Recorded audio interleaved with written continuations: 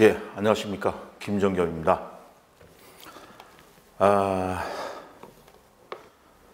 이제는 교육화 객관식의 대단원이 막을 내리고 유아 초등에서는 교직 논술 시험이 이루어지는 것이고 중등 쪽에서는 교육학 논술이 결정이 됐습니다. 우선 논술은 우리 여러 선생님들이 잘 아시겠지만 누가 해야 되겠느냐. 우선은 철학을 전공한 사람들이 논술을 해야 되겠죠. 철학이 바탕이 돼서 교육학적 지식을 논리적으로 전개를 해야 된다는 거죠. 그래서 많은 현혹들이 이제 나타날 겁니다. 우리 선생님들은 다른 사람들한테 한번 가서 다 물어보십시오. 논술은 누가 해야 되느냐? 당연히 철학을 전공한 사람들이 해야 된다라고 얘기를 할 겁니다. 어쨌든 우리는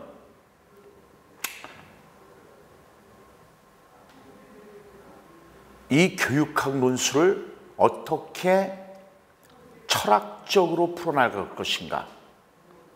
한마디로 논술에는 여러분들이 철학이 들어가야 된다는 거죠.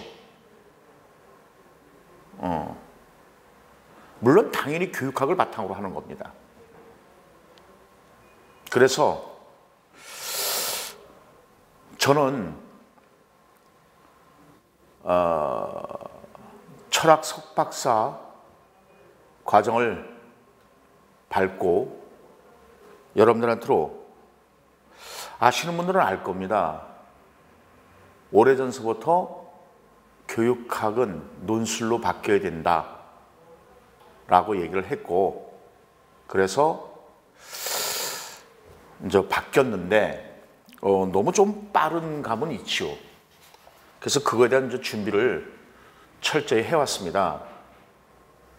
우선 옛날에도 교육학 논술이 있었는데 이제 교직 논술, 교육학 논술 짬뽕으로 해서 나왔죠. 근데 옛날에는 시험 문제 스타일이 어땠었느냐? 단독과제형이었죠. 그렇다면은 올해서부터는 시험 문제 자체가 여러 가지 형태로 나오지 않겠느냐. 그래서 감히 이제 생각을 해보면은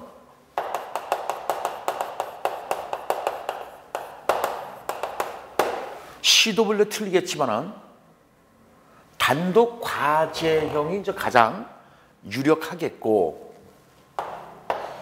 자료 제시형이 이제 두 번째로 유력하게 등장할 것입니다. 이 자료 제시형 같은 경우는 유아 초등 쪽에서 교직 논술 자체로, 근데 사실상 교직 논술도 교육학이 바탕이 돼야죠. 그런데 이 유아 초등 쪽에서는 교직 논술하니까 이제 교육학은 해방이다 이렇게 생각을 한다는 거죠. 조금 위험한 발상인데, 어쨌든 그래서 이런 자료 제시형으로 나갈 가능성도 높다는 거죠.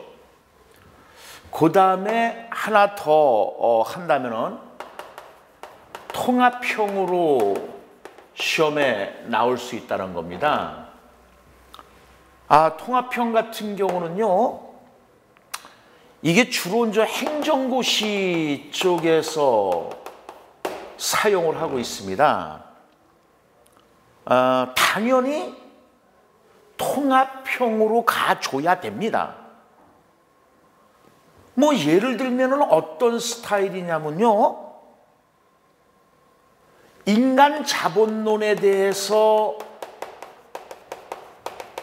이야기를 하면서 이 인간 자본론이 학력사회에 어떻게 영향을 미치고, 그리고 경제적 재생산론과의 관계를 논한다든가 하는 식의 문제가 나올 수 있다는 겁니다. 그렇기 때문에 여러분들한테로 옛날서부터 보여드렸던 게 뭐가 있냐면은, 제가 보여드렸던 것이 웹정리라는 것이 있습니다. 이 웹정리에 대한 기본 지식만 가지고 있다면 얼마든지 해결할 수 있는 것입니다. 그래서 우선 형태는 어떤 유형을 유지할 것인가, 요거에 대해서 우리가 이제 생각을 해봐야 되겠고, 두 번째로 가서는 그러면은 어떤 식으로 시험에 나오겠느냐. 대부분 자료를 뭐 3개, 제목을 3개 정도 주고 이 중에서 골라서 쓰는 것이 출제되지 않겠느냐 하는 생각입니다. 왜 그러냐면요, 만약에 이 시험 시간이 어떻게 이야기될지 모르겠지만 만약에 60분 정도를 준다 그러면은 한 문제 정도가 될 겁니다. 근데 이것이 100분으로 간다 그러면은 2문제를 선택해서 써야 되지 않겠느냐 하는 생각을 가지고 있습니다. 그래서 3개나 4개 정도를 주어지고 한 문제 또는 2문제를 선택해서 쓰는 형태로 시험 문제 나올 것이라는 겁니다. 자, 그 다음에 이 많은 논술을 어떻게 채점할 것이냐. 그 채점에 문제가 생길 수 있다는 겁니다. 그러면 이걸 채점하기 위한 기준이 있어야 된다는 거죠. 분명히 기준이 있어야 되는 것이다.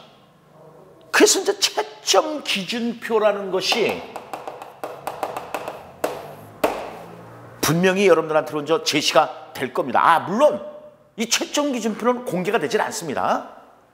이제 시험 보기 전에 미리 채점 기준표를 만들어 놓고 이걸 가지고 채점을 할 것이라는 겁니다. 그러면 이 채점 기준에 충족시켜야 할 조건을 여러분들은 이제 생각을 해봐야 된다는 거죠. 채점 기준에 충족할 조건들이 무엇이 있을 것인가. 뭐 예를 들면요, 논제를 정확하게 파악해서 그 논제에 대한 분석이 이루어져야 되지 않겠느냐. 이건 뭐 기본일 겁니다. 당연히 몇 글자 이내로 지시사항을 지켰느냐 안 지켰느냐, 그건 당연히 기본으로 가는 겁니다. 예를 들어서 뭐 1000자 이내로 했을 때 1000자 이내로 써야지, 뭐 1000자 바깥으로 간다든가, 뭐 1000자가 아주 아니면은 1000자에서 플러스 마이너스 100 이렇게 나오는 1100자 내지는 900자 사이에서 글이 이루어져야 된다는 거죠. 그러니까 아주 뭐 그림 미치지 못하든가 넘친다든가 그러면 그건 지시대로 지시사항을 어겼기 때문에 점수가 감점이 된다는 겁니다. 근데요, 저 같으면 채점 안 할 겁니다. 왜 채점을 안 하냐면요,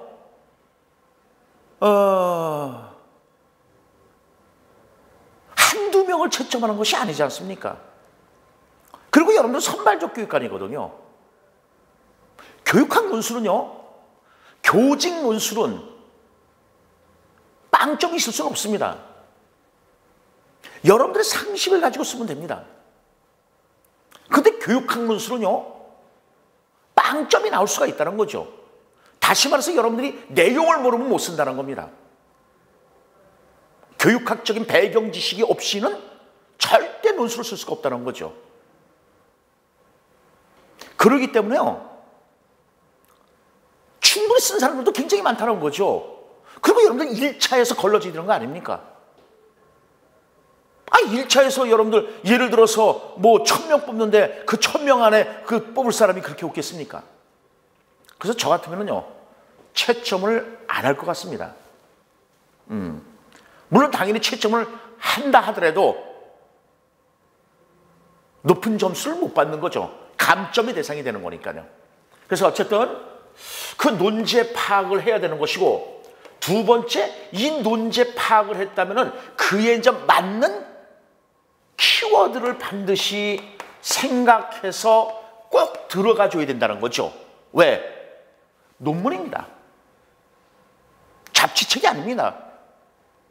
뭐 예를 들어서 비고치케 사회적 구성주의에서 그 사회적인 이유에 대해서 쓰라 그랬을 때요, 사회적 구성주의에서 왜 사회적이라는 말이 들어갔을까? 그건 키워드로 반드시 들어가야 되는 거거든요. 그래서 아동을 사회적 존재라고 하지 않습니까? 그래서 지식 발달의 1차적인 기준이 뭐가 되는 겁니까? 사회적 교류가 이루어져야 되는 거 아닙니까? 그 사회적 교류를 하기 위해서 필요한 것이 뭡니까? 언어잖아요. 물어봐야 될 거잖아요. 그러니까 이 사회적이라는 말, 언어라는 말, 이런 것이 키워드로 반드시 들어가줘야 된다는 거죠. 논문이기 때문에 정확하게 일치돼야 된다는 겁니다. 그래서 저는 책을 어떻게 구성을 했냐면요, 여기 이제 1월 달에 이제 책이 나올 텐데요, 책의 구성은 일단 교육학 배경 지식으로 해갖고요, 이론, 뭐 예를 들어서 뭐 평생교육이다. 그러면은 이 평생교육에서 이론을, 그 다음에 이제 두 번째, 그 이론을 좀 넣고, 두 번째로는, 채점 기준을 생각을 했습니다. 그래서 그 채점 기준에 대한 키워드를 집어넣습니다. 그리고 이제 두 번째로 가서는, 실전 예상 문제로 넣어봤습니다.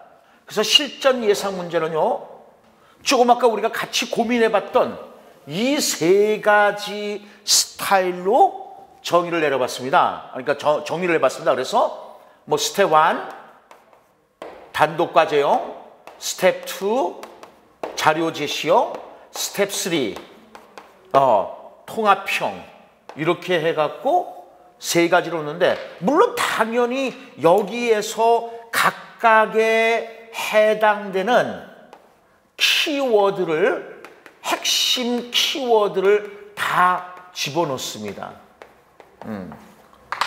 이건 뭐 여러분들이 작성하는 거니까 기본 답안지는 제시를 하지 않습니다. 이 앞에 있는 이론들을 바탕으로 해서 키가 들어가는 그 키의 내용들을 집어넣어서 문제를 해결하게 하는 그런 방법을 사용한 것입니다. 제 생각에는 대단히 이 기존에 나와 있는 교육학 책이 있다면은 아마 대부분 이론에다가 그 밑에 그냥 뭐 채점 기준이라든가 이런 거 생각 안 하고 그 밑에다 그냥 이론 같은 거 넣고 그냥 뭐 논제 정도가 들어갔을 겁니다.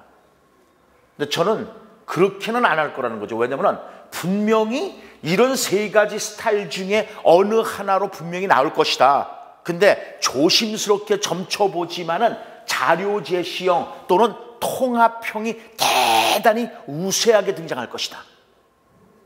그렇다면은 통합형이나 자료 제시형은 도대체 어떻게 뽑아낼 것이냐? 교수님들이 시험 문제 내면서 상당히 많은 고민을 할 것입니다. 그렇다면 가장 기준이 되는 것이 뭐냐? 기출문제입니다. 그러면 이전까지 기출문제는 전부 어떻게 됐는데요? 이 단독과제형으로 되어 있단 말이죠. 근데 단독과제형은 시험 문제 내기가 굉장히 쉽습니다. 그리고 무성의한 시험 문제가 될 수가 있습니다. 그래도 교사들을 길러내는 것인데 그렇게 시험 문제 내서야 되겠습니까? 그리고 세월이 바뀌었습니다. 그 시대가 요구하는 지식을 받아들일 수 있는, 지식을 줄 수 있는 그런 내용으로 선정해야 되지 않겠습니까?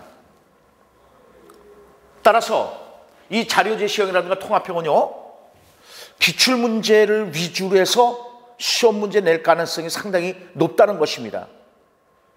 그러면 그 기출문제는 어떤 기출문제를 말하는 것이냐?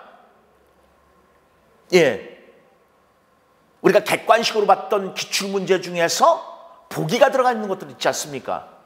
그런 것들을 말을 만들어서 자료 제시형으로 제시를 한다는 거죠. 그리고 통합형 같은 경우는 여러분들 행정고시에서 교육학에 대한 것이 굉장히 시험에 많았거든요. 그런 것들을 좀 패러디한다든가 하는 것이 제일 첫 번째로 등장하지 않겠습니까? 자, 그래서 일단은 시험 문제가 어떻게 출제될 것이고, 그래서 그거에 대해서 제가 새롭게 쓴 논술책은 어떻게 구성할 것인가를 말씀을 드렸습니다. 당연히 자료제시형과 통합형은요, 조금 아까 말씀드린 대로 그 모형을 본땄습니다. 그렇다면 이번엔 이제 두 번째로 글쓰기가 어떻게 이루어져야 될 것이냐 하는 겁니다. 글쓰기가. 자, 그러면은 우리가 이제 서론, 물론 결론을 나눠서 글을 쓰는데,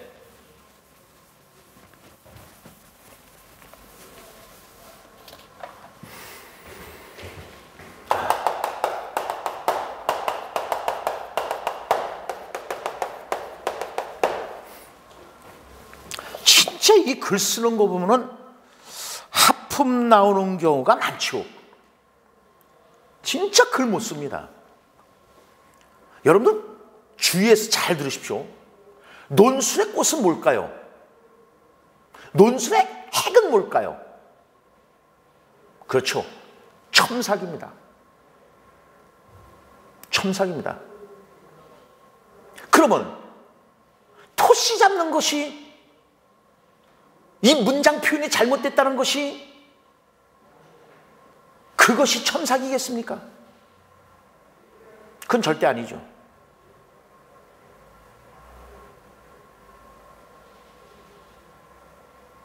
논술은 논리적 구조를 보는 겁니다.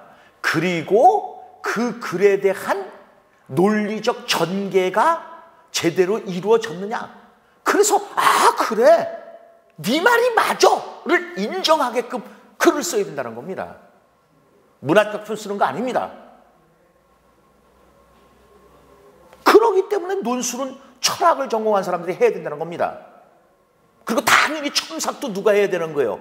당연히 철학을 전공한 사람이 첨삭을 해야 되는데, 조교들한테로, 일반 대학원생들한테 알바를 맡겨서 그걸 채점을 합니까?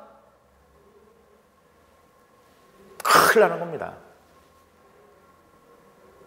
논술을 강의하는 사람이, 출제한 사람이 채점을 해야 되는 거죠. 첨삭해야 되는 겁니다. 그런데 학원의 행태는 어떨 것 같습니까? 당연히 속된 말로 입하고 많이 할 겁니다. 자기가 최고다. 물론 저도 최고라고 얘기를 하고 있습니다. 그런데 첨삭만큼은 제가 합니다. 그래서 지금 많은 고민을 하고 있습니다. 첨삭반은요, 많은 선생님들을 수용하지 못할 겁니다. 왜냐면 제가 첨삭하는 능력이 있는데 200명, 300명 넣고 어떻게 그걸 다 첨삭을 하겠습니까? 그래서 첨삭반 따로 있을 거고 아마 첨삭하지 않는 반 이렇게 따로 있을 겁니다. 그러면 첨삭하지 않는 반은 대표 첨삭을 할 겁니다, 아마. 그리고 첨삭반 같은 경우는 1:1 첨삭이 이루어질 것이고요. 근데 첨삭은 반드시 강의하는 사람이 해야 됩니다. 근데 지금 시중에서 드는 소문은 많이 받는다 이거예요. 그리고 첨삭은 할 줄은 모르거든요. 그러니까 그냥 대학원생들한테 한 장당 얼마씩 그래서 알바 비용을 주고 그걸 첨삭을 하겠다는 겁니다. 그러면 아무런 소용없는 겁니다. 우리 선생님들은 지혜로우신 분들이기 때문에 그런 걸 잘 생각하시고 잘 대처해 나가려고 사료가 됩니다. 자, 그러면 우선 우리가 이제 글쓰기에서 우선 크게 이제 세 가지로 딱 이렇게 봤을 때 서론에서는 우리가 뭐를 써야 될 것이냐. 우선 서론에 대해서 이제 한번 얘기를 해보겠습니다. 서론에서는 현안 문제에 대해서 이제 쓰면 됩니다. 예를 들어서요, 우리가 이따가 행정고시에서 진짜 시험 문제 나온 문제를 2012년 그러니까 올해 행시 2차 시험 문제에 나온 것이 있는데 그걸 가지고 여러분들한테로 제시를 할 겁니다. 그래서 이제 어쨌든 간단하게 얘기할게요. 행시에서 뭐라고 나왔냐면 간단하게 요즘 사회적 출세를 너무 그 수단으로 해서 지나치게 강조되고 있지 않느냐. 이런 현실에서 왜 내재적 목적이 우선적으로 실현돼야 되는지 그 이유를 설명하시오라고 나왔단 말이죠. 15점입니다. 이랬을 때 현안 문제는요. 이 현안 문제 같은 경우는 지금 사회적 출세를 강조하는 데 있어서 사회적 출세를 하는 데 있어서 이게 자꾸만 강조하는 데 있어 수단적인 것을만 자꾸만 강조하고 있지 않느냐. 이게 현안 문제죠. 그러니까 이제 쉽게 얘기하면은 외제적 목적만 강조하고 있는 거 아니냐. 이게 현안 문제입니다. 그러면 이 현안 문제에 대해서 자기의 이제 주장이 들어가야 된다는 겁니다. 그래서 나는 어떻다는 얘기예요. 내재적 목적이 중요하다 라고 이제 주장할 겁니다. 그러면은 이거에 대한 이제 의의를 써야 된다는 거죠. 왜? 지금 이유를 밝히라 그랬잖아요. 왜 내재적 목적이 중요하냐? 왜 내재적 목적이 중요하냐?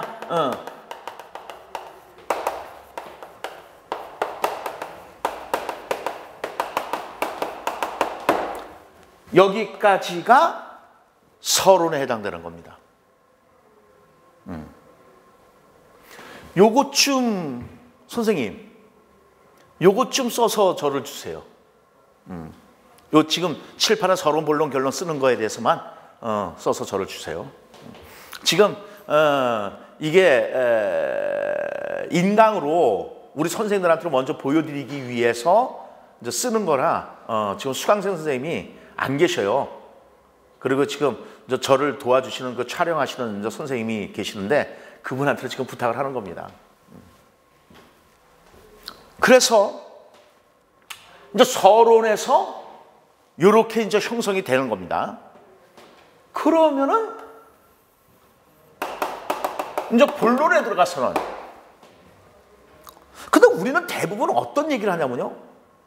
서론에서는 이런 말을 해요. 뭐 이상적인 사례를 제시하고 아니면은 무슨 유명한 사상가의 이론을 적절히 삽입해라. 이런 식으로 가르쳐요. 그건 기교입니다. 기교. 그러니까 여러분들이요, 기교를 배우면 안 되죠. 기초를 배워야죠. 그런데 논술하는 사람들이, 논술을 강의하는 사람들이 기초보다는 기교만을 자꾸만 가르쳐요. 뭐 서론에서는 진짜 뭐 말 그대로요. 물론 훌륭한 인상적인 사례를 제시한다든가 아니면 유명한 사상가의 이론을 제시한다든가 좋습니다. 근데 용두삼이꼴이 될 수가 있어요. 가분수가 나올 수가 있단 말이에요. 그렇게 되면요, 서론은 이렇습니다. 이상적인 사례를 제시하고 그 다음에 유명한 사람이 말한 것을 다 얘기하고 그러고 나서 뒤로 가서는 이렇게 줄어들어요. 가분수 형태가 나타나면 안 되죠. 물론 이상적인 사례를 제시한다든가 유명한 사람이 말한 것을 제시한다든가 좋습니다. 그런데 그거를 적절히 잘 사용해야 되시지, 이런 기교만을 배워서 가분수 형태의 그런 글을 쓰면 안 되겠죠. 그렇지 않겠습니까? 그래서 저는 여러분들한테로 기초를 말씀을 드리려고 하는 겁니다.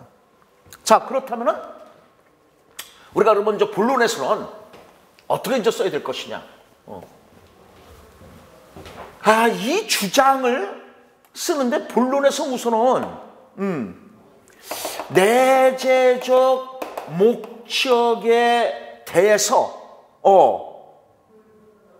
뭐 이제 적당한 사례라든가 이런 것들을 이제 제시해 준단 말이죠.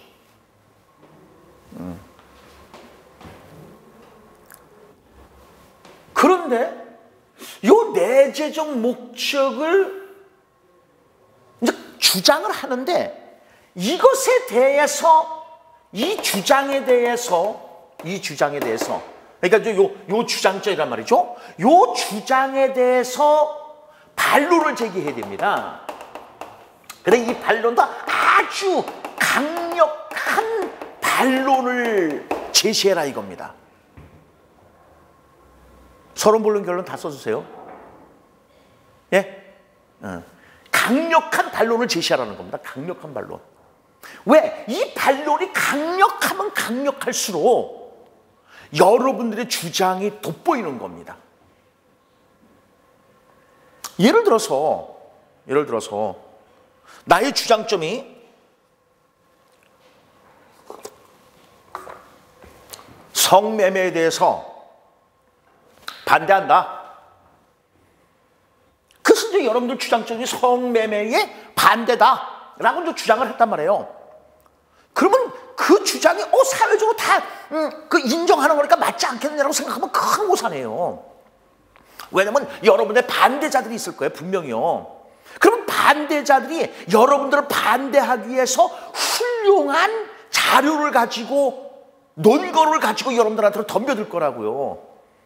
그냥 대충으로 여러분들한테 덤벼드는 것이 아니라 그러면 충분한 논거를 가지고 여러분들한테 덤벼드는 이게 이제 강력한 반론을 여러분들 스스로가 만드는 거야. 내가 이렇게 주장했을 때 저 사람들이 진짜 강력하게 나에게 반론을 제기할 것이다. 그래서 그거에 대해서 굴복하면 여러분들 그를 빵점입니다. 그러니까 스스로 강력한 반론을 제기한 다음에 이것에 대해서 다시 재반론이 이루어져야 되는 거예요. 재반론.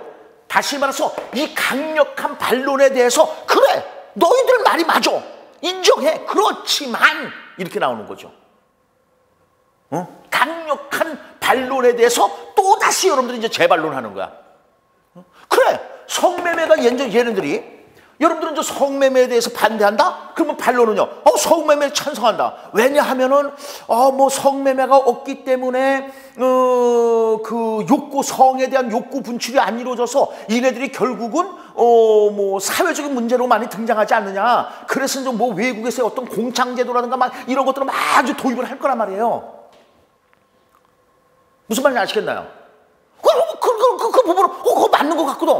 그럼 다른 사람들이 여러분들이 지금 주장하면서 성매매 반대했는데 그 반론을 제기하는 사람들이 말이 이제 맞아 들어가. 그럼 사람들이요, 이 반론을 제기한 사람들에 대해서, 여러분들 주장에 대해서 반론을 제기한 사람들에 대해서 그래, 그럴 수 있어. 맞아 해갖고 여러분들 그 자리에 있으면 어떻게 되는 거예요? 여러분들은 지는 거거든. 그러니까 이겨야 되잖아. 그러니까 이기기 위해서 이제 여러분들은 또 어떻게 돼요? 공창제도라든가 이런 거에 대해서 다시 재반론을 해야 된다는 거야. 그래서 말하는 예를 들어서 그래, 사회적으로 문제가 될 수 있다. 너희들 말처럼. 그러나 인간은 수단이 돼서는 안 되지 않느냐. 인간은 목적 그 자체이지 수단이 돼서는 안 되지 않느냐 하는 칸트의 이론을 이제 딱 전개를 하면서 재반론으로 딱 들어가 준단 말이에요. 그랬을 때 이제 사람들이 와, 그래, 네 말이 맞구나. 그러니까 이게 강력한 반발이면 반발일수록 여러분들이 논리적으로 이 재반론을 하게 되면요, 여러분들이 먹혀 들어가는 거야. 다시 말해서 반대파를 여러분들 편으로 끌어들이는. 그럼 반대파를 여러분들한테 끌어들이기 위해서는 이 반론이 어떻게 돼요? 진짜 대단히 강력적이 된다는 거죠. 자, 그러면은 지금 우리가 이제 내재적 목적에 대해서 얘기했을 때 그럼 반론은 좀 뭐가 좋겠습니까? 외재적 목적에 대해서도 얘기를 해야 된단 말이죠. 반론은요. 그럼 외재적 목적은 잘못된 것이냐 이거죠. 그래서 외재적 목적에 대해서 등한시 해야 되느냐 하는 반론을 제기하는 것이고, 그래서 이 외재적 목적에 대해서 이제 얘기가 나왔을 때 이거에 대해 또 재반론이 이제 이루어져야 된다는 거죠. 그럼 이제 재반론을 하면은 이 외재적 목적도 중요하지만은 이 외재적 목적은 인간을 역시 수단으로 보는 것이고, 그래서 입신양명 출세만을 지향하는 거 아니냐. 그러니까 정신세계가 황폐해지기 쉽다. 그러면서 재반론으로서 이거에 대한 반박을 하는 거죠, 또. 재반론은. 그래서 결국은 내재적 목적의 필요한 이유가 이제 여기서 다시 나온단 말이죠. 여기까지는 이제 본론입니다. 이렇게 이제 본론을 썼다면은, 이제 결론은 우리가 이제 어떻게 진술해야 될 것이냐. 자, 그러면 이제 결론을 보겠습니다.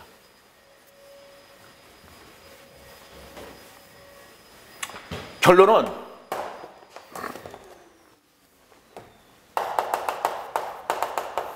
진짜 잘못 가르치고 있는 것이 뭐냐면요, 결론을 갖다가 여러분들 뭐라고 배우냐면요, 본론을 요약 정리한다라고 배우고 있습니다. 참 하품 나오는 짓이죠. 그럼 그 창의적인 글이 되겠습니까? 그러니까 본론을 요약 정리해야 된다니까 어떤 얘기를 하냐면요, 본론에서 말한 문장이나 어구 같은 경우를 그대로 갖다 쓴단 말이야.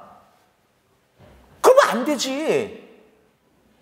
앞에 내용, 본론 내용하고 결론 내용이 같은 거지.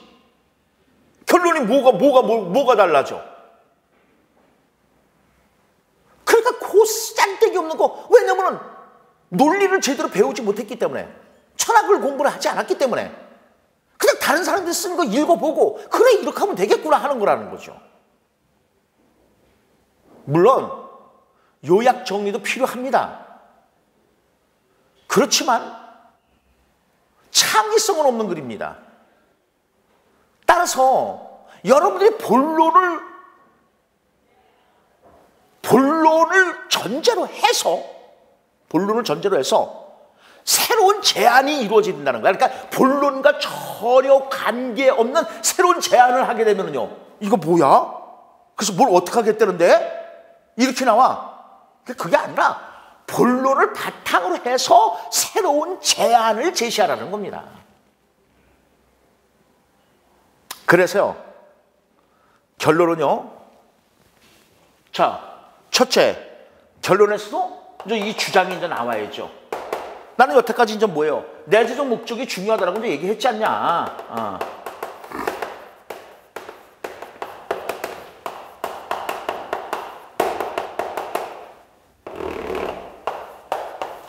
내재적 목적이 중요하다고 얘기했어. 그런데 이 내재적 목적의 논의의 한계도 있다는 것을 인정하십시오. 아까 왜냐면요, 이 반론에서 외재적 목적도 훌륭하게 등장하는 거 아닙니까? 그러니까 그런 내 내재적 목적의 주장도 한계는 물론 있다 이겁니다. 그럼에도 불구하고 이제 세 번째 나와서는 무엇이냐? 발전 방향에 대해서 얘기를 하라는 겁니다. 이게 소위 말해서 뭐예요? 창의력을 보는 거죠. 이게 창의력을 보는 겁니다. 그래서 발전 방향에서 내재적 목적이 물론 기본입니다. 왜냐하면 지금 논제가 있다고 우리가 논제 파악을 하겠지만, 논제가 내재적 목적의 필요성에 대해서 그 이유를 설명하라 했으니까요. 그렇지만 이 결론에서는 새로운 발전 방향을 모색하는 것이기 때문에 내재적 목적과 학교 교육에서 내재적 목적과 외재적 목적의 조화가 이루어졌을 때 보다 인간다움을 훌륭한 교육이 이루어질 수 있다. 훌륭한 교육이 이루어질 수 있다. 이렇게 발전적인 방향을 모색해 주는 것이 좋다는 거죠. 그러니까 여러분들 글이 잠깐 가만히 보세요. 어떤 구조로 이루어지고 있나요? 정반, 합반, 그죠? 정반합적으로 이루어지는 거죠. 그러니까 변증법적으로 글을 쓰는 방법을 여러분 자꾸만 그 변증법적으로 글을 쓰는 것을 자꾸만 많이 써서 체화시키도록 하시라는 겁니다. 그래야만 여러분들이 일단 훌륭한 글쓰기가 되겠죠. 자, 그렇다면은 이거는 이제 예를 내재적 목적으로 이제 얘기를 했는데, 이제 제 책에 이게 이제 들어가 있는 건데, 이 통합형으로 들어가 있는 겁니다. 그래서 일단 이제 여러분들이 요 책이 없으니까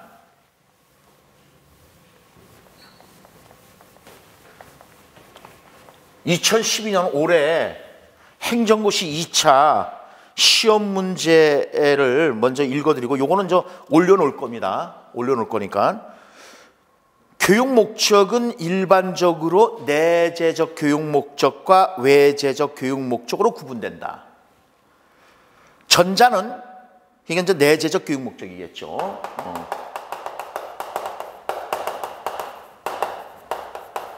즉 내재적 목적과 외재적 교육 목적으로 구분된다. 전자는 뭐라고 나왔냐면요, 교육활동 안에서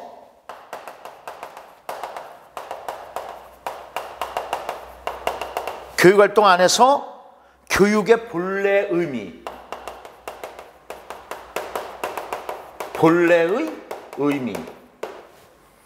그 다음에 고유한 가치,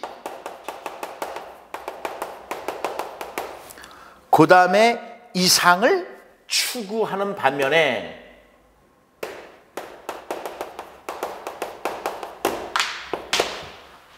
후자는, 즉 외재적 목적이겠죠.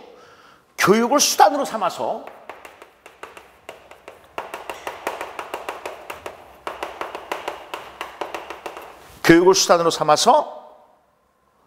교육활동 바깥에 있는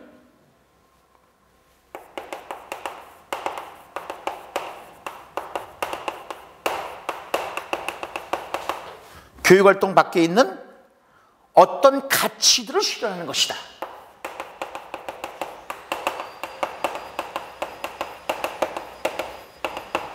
지금 이렇게 이제 얘기를 하고 있단 말이에요.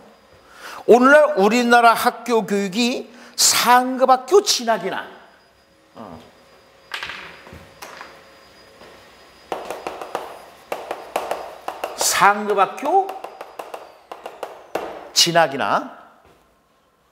좋은 직장과 사회적 출세, 좋은 직장과 사회적 출세를 위한 수단 수단으로서 지나치게 강조되고 있다 이겁니다.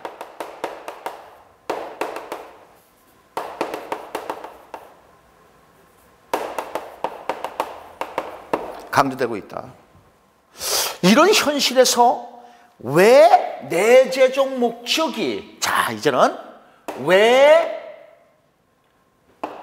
내재적 목적이 우선적으로 실현돼야 하는지를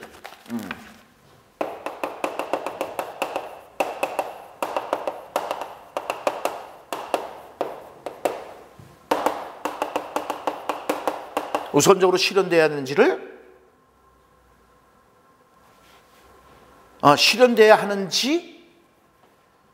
그 이유를 설명하시오. 이렇게 나왔습니다. 2002년 행시 2차 시험 문제입니다. 2012년 올해입니다.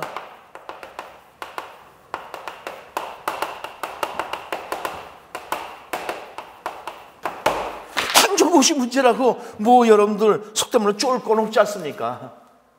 다 여러분들 교육학 공부한 건데요. 자, 그러면 이거를 갖다가 제 교육학 책에서 내재적 목적과 외재적 목적의 이제 이론을 먼저 제시한다 그랬었죠. 그리고 나서 이제 그거에 대한 이제 키워드가 나온다 그랬죠. 자, 그러면은 우선 아까 우리가 이제 잠깐 봤지만 서론 부분에서는 뭐라고 한다 그랬습니까? 현안 문제를 먼저 제시한다 그랬었죠. 자, 현안 문제가 뭐예요? 현안 문제가 뭐가 되겠어요?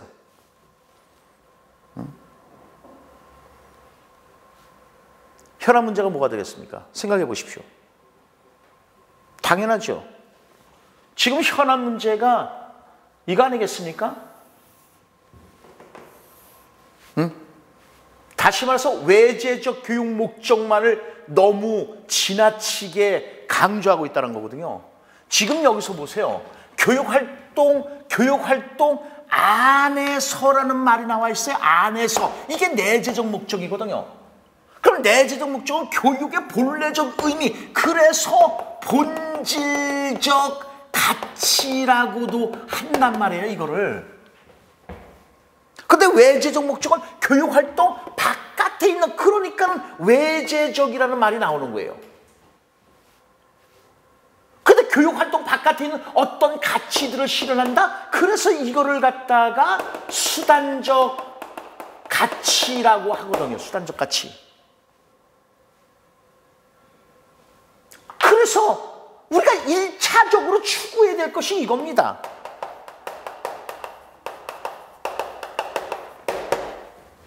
이게 1차적으로 추구해야 될 문제예요. 내재적 목적이. 2차적으로 추구하는 것이 이겁니다. 그래서 이걸 1차적 목적이라고도 하고 이걸 갖다가 2차적 목적이라고 하는 겁니다. 그러면 교육의 본질이 뭐냐 이거죠. 교육의 본질이. 즉 한문으로 쓰면은 바탕직자란 말이에요. 그러니까 본래 바탕이 뭐냐 이겁니다. 교육의 본래 바탕이 뭐냐? 교육의 본질이 뭐냐? 자아실현, 인격 완성입니다. 이게 자아실현, 인격 완성을 말하는 것이고 2차적 목적은 뭘 말하는 겁니까? 2차적 목적은요. 그렇죠. 2차적 목적 같은 경우는 교육을 수단으로 해서 자신의 정치, 경제, 사회, 문화 등등의 발전을 도모하는 거거든요, 이게. 그러니까 우리가 성리학적으로 얘기하면은 이것이 위기지약에 해당되는 거겠죠. 성리학적으로 말하면 이게 위기지약이 되는 것이고, 요것이 위인지약에 해당되는 겁니다. 성리학적으로 얘기하면요. 그러니까 현실 문제는 지금 현안 문제는 뭐예요? 상급학교 진학, 좋은 직장과 사회적 출세를 위해서 교육을 수단으로 삼고 있다는 것이 문제가 되는 거예요. 그러니까 우리가 이제 이런 말 하잖아요. 요즘 애들 보세요. 나 이 다음에 커서 돈 많이 벌어서 차도 사고 뭐도 사고 그래서 엄마 아빠 눈치 보면서 엄마 아빠도 사고 싶은 거 많이 다 사주게 해줄게 라고 얘기한단 말이야. 지금 우리 교육이 자꾸 그렇게 흘러가고 있어. 부모도 자꾸 또 그렇게 가르치잖아요. 근데 결국은 뭘까요? 봐봐요. 애들이 그러면 그럼 뭐도 사고 비행기도 사고 더 이상 얘기 못해. 그게 한계야. 외제적 목적은요, 그 이상의 세계를 추구할 수가 없다는 거예요.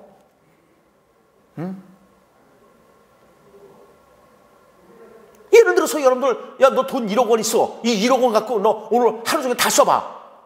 다 쓴다고 막 얘기합니다. 근데 실제로 그거 다 못 쓴다는 거예요.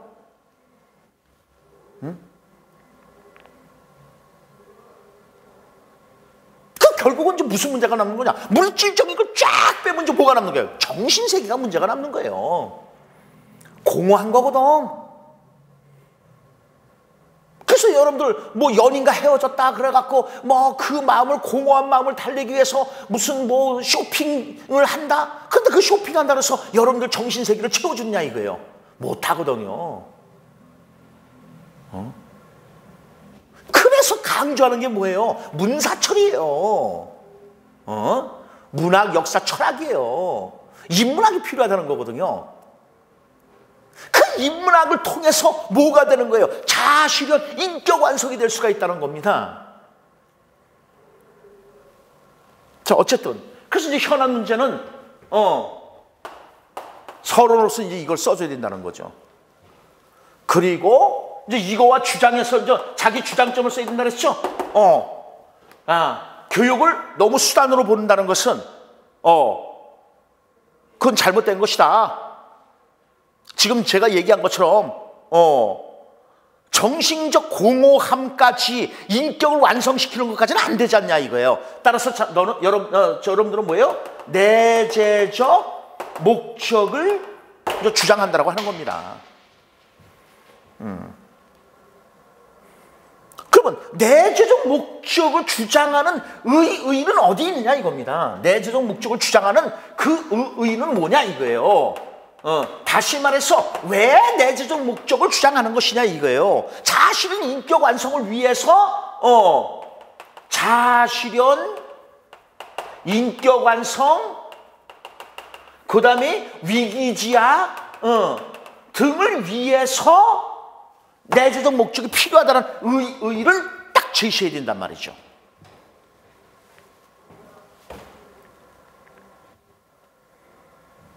그리고 나서 이제 본론으로 글을 이제 제시합니다. 그래서 본론에선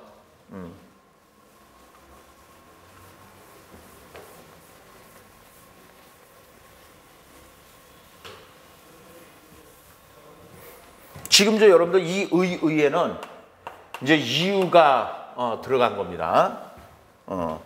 그래서 이제 이거에 대해서 이제 본론에서는 정당화를 이제 시켜야 됩니다.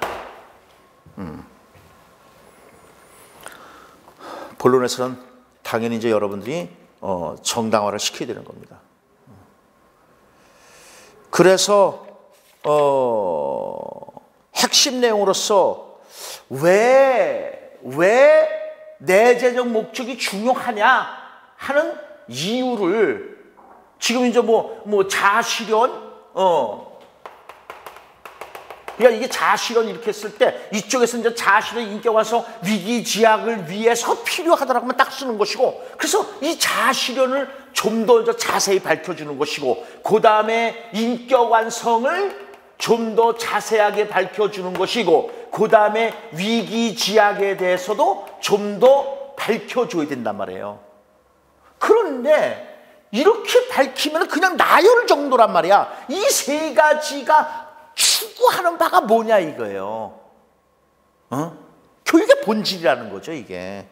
그렇기 때문에 아까 논제에서 이제 얘기한 것처럼 교육 안에서 이루어지는 그런 내재적 가치에 대해서 이제 얘기를 하는 거거든요. 그래서 이렇다라고 했을 때 아까도 얘기했지만은 이거에 대해서는 비판적 정당화가 또 이루어져 있는다 그랬었죠. 비판적 정당화. 비판적 정당화라는 것은 한마디로 뭐예요? 이제 반론을 제시하는 것이다 이겁니다.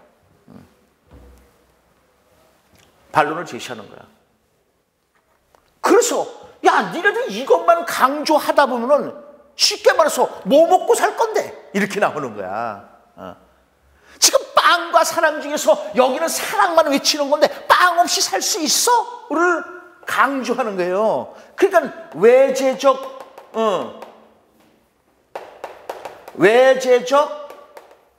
목적의 중요성을 이쪽에다가 이제 진술해 줘야 된단 말이에요. 그런데 외재적 목적이 더 중요하다라고만 얘기를 하면 안 되겠죠. 그 중요한 이유를 갖다가 당연히 의의를 갖다가 또 몇 가지로 나열해서 이제 써줘야 된다는 것이에요.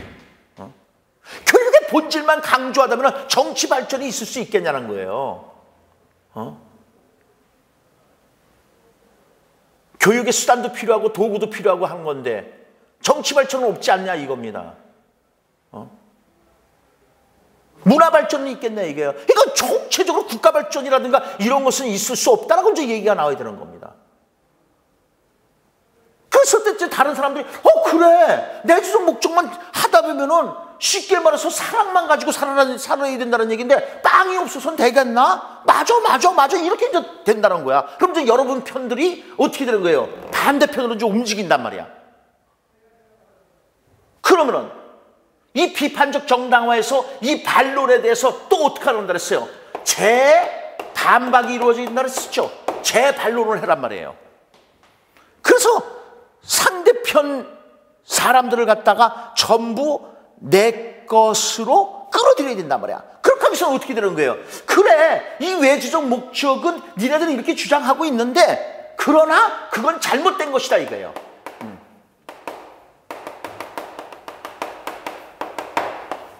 그럼 뭐 무조건 이거 잘못됐어 라고 얘기를 하면 안 되죠. 그 잘못된 이유를 분명히, 즉 증거죠, 논거를 분명히 대라는 겁니다. 이러이러하기 때문에 외지적 목적은 잘못된 것이다. 왜냐면 외지적 목적은 자꾸만 뭐가 되는 거예요? 수단만을 강조하잖아요. 그러면은 우리가 인생을 살아나가면서 기본적으로 교육을 받았다면 기본적으로 저거는 갖추고 간다는 거죠. 아니 예를 들어서 대학을 졸업했다 이겁니다. 그럼 대학을 졸업했으면요 기본적으로 먹고 살기 위해서 직업 안 갖겠습니까? 그건 기본적으로 가는 거란 말이죠. 그런데 대학에서 자꾸만 저런 걸 같이 가르침으로써 어떻게 되는 거예요? 나가서 그래 나만 잘 살면 되는 거야. 기본적으로 먹고 사는 걸 직장 생활을 하는 건데 거기에서도 나만을 위해서 살아야 된다는 거니까 그 타인에 대한 배려는 없어지는 거야. 속된 말로 저 사람은 죽여야 내가 산다라고 생각하는 거야. 그럼 사회가 어떻게 되겠어요? 아주 어지러워지는 거죠. 인간다운 면은 없어지는 거죠. 그러니까 사람됨의 공부가 없어진다는 얘기예요. 사람됨이. 그러면 사회가 삭막해지지 않느냐 이거예요. 그런 식으로 이제 반론을 제기하면 되는 거죠. 그러면 이제 사람들이 그래 맞아. 야 고등학교 졸업했다 그래갖고 뭐 국가가 발전 안 되는 건 아니잖아. 다 먹고 살 수 있는 거고 기본적으로 하는 거고 또 문화를 추구하는 동물 아니야? 그래서 자기가 어떤 창의적으로 문화를 또 만들어내고 하는 거 아니야? 그 중에서 진짜 뭐 문화를 만들어내는데 너무 학교 교육이 외지적 목적만을 강조했다면은 자기 문화, 자기가 창의적으로 문화를 창조하기보다는 다른 사람이 만들어 놓은 것을 싹 갖다가 훔쳐서 만들어 버린다든가. 이게 외지적 목적이 돼버리는 거잖아. 그러면 사회가 삭막해지는 거 아니냐 이거야. 도둑놈만 길러내는 거 아니냐 이거예요. 수단과 목적을 가리지 않고 수단을 가리지 않고 자기 자신의 출세를 위해서, 그러니까 여러분들 다른 사람의 글들을 갖다가 슬쩍 갖다 몰래 갖다 쓴다든가 하는 것들, 그것도 도둑질이잖아요. 그래서 출세만 하면 되는 건가요? 여러분들한테 묻겠습니다. 여러분들 커닝해 갖고 교사 되면 되겠습니까?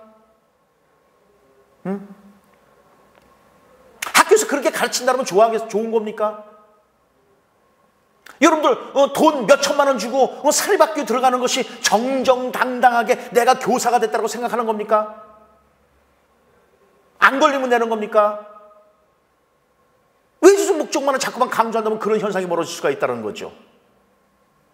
얼마든지 여러분들 그 반론을 제기한 사람에 대해서 지금 이 재반론을 할 수가 있단 말이야. 그러면 이제 사람들이요, 그러면 안 되지.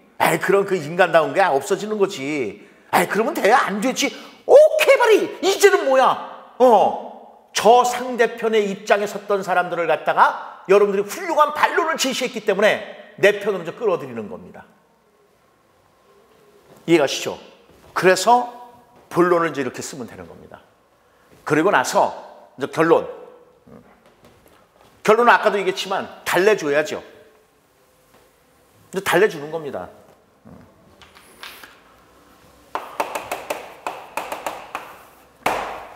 그래, 내가 내지적 목적만 강조했지만 뭐 외지적 목적도 사실상은 필요한 거다라는 거죠. 필요악이죠, 사실상은요. 그러니까 교육의 조화를 이루기 위해서는 내재적 목적과 외재적 목적이 함께 같이 어우러져야만 훌륭한 교육이 이루어질 수 있다, 이렇게 이제 얘기를 하면 되는 거죠. 그래서 내재적 목적과 외재적 목적의 조화죠.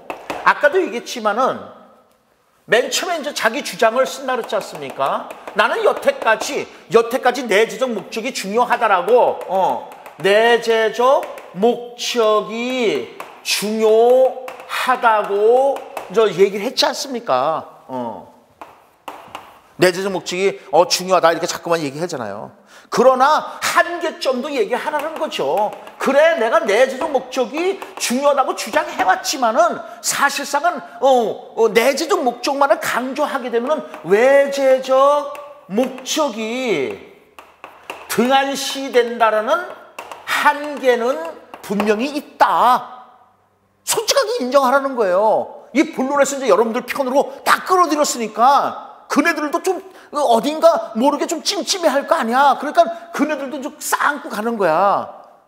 그러면 이제 이 쌓안고 갈 수 있는 세 번째가 뭐냐? 아까도 얘기했지만은 새로운 제안이 이루어지는 거죠. 즉 발전 방향을 모색해줘라 이겁니다. 그래서 발전 방향을 모색해주는 것으로서 외재적 목적과 내재적 목적과 외재적 목적의 조화가 이루어지지 않겠느냐, 이렇게 글을 이끌고 가면 되는 겁니다. 그래서 앞으로 제 강의 방법은요, 먼저 교육학 이론을 먼저 제시할 겁니다. 그래서 그 교육학 이론을 같이 먼저 이해를 하고 시험 문제가 나왔을 때는 이거를 어떻게 전개해 나갈 것인가, 그러니까 옛날에 객관식이 있을 때는 자, 요런 거 이렇게 시험에 나옵니다. 별표 와장창 하고 막 이랬지만은 이제는 이제 그게 아니라, 물론 별표 중요한 부분들도 있습니다. 왜냐면 모든 것이 다 시험에 나올 수는 없으니까요. 그렇지만 이제는 이제 강의 방법이 이제 달라지는 거죠.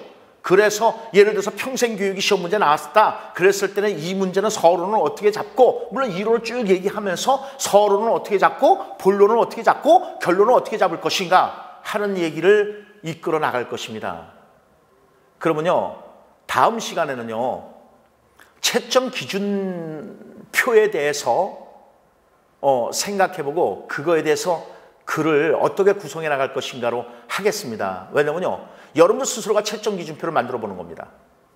훌륭하죠?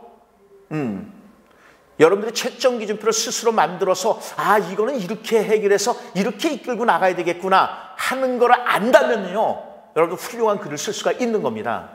그러니까 여러분들 스스로가 출제자가 되고 채점자가 되보는 겁니다. 따라서 채점 기준표를 우리가 생각해 볼 수 있는 시간을 갖고 내일은 강의를 하겠습니다.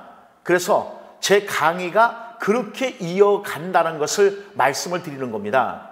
다시 정리를 하면은 맨 처음에는 이론을 제시하고, 그리고 두 번째로는 서론, 본론, 결론을 우리가 어떻게 유도해 나갈 것인가를 하고, 그리고 그 서론, 본론, 결론 유도해 나갈 때 채점 기준표를 우리가 스스로 한번 만들어 보는 시간을 가질 거라는 거죠. 그러면 채점 기준표를 우리가 어떻게 만들 것인가 하는 거를 내일 살펴보도록 하겠습니다. 자, 오늘 수고들 하셨고요. 내일 뵙겠습니다. 수고들 하셨습니다. 내일 합시다.